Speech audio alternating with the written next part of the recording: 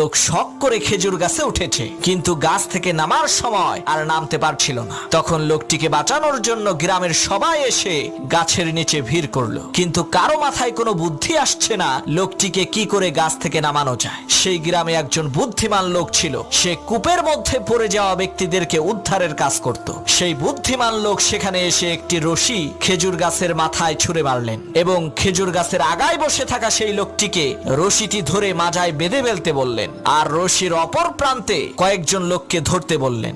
বুদ্ধিমান লোকটির কথা মতো তারা রশিটিকে ধরলেন। হঠাৎ করে সেই বুদ্ধিমান লোক বলল, এখন টান মারো। লোকেরা রশি ধরে টান দিল, সাথে সাথে সেই খেজুর গাছে থাকা লোকটি মাটিতে পড়ে মারা গেল। তখন গ্রামের লোকেরা বলল, আপনি এটা কেমন কাজ করলেন? লোকটা মরে গেল। তখন সেই বুদ্ধিমান লোক বলল, ভাই, এটা লোকটার কিসমতের দোষ, আমার কোনো দোষ নাই। এই একই টেকনিক খাটাইয়া অনেক মানুষকে আমি কুয়া থেকে বের করেছি।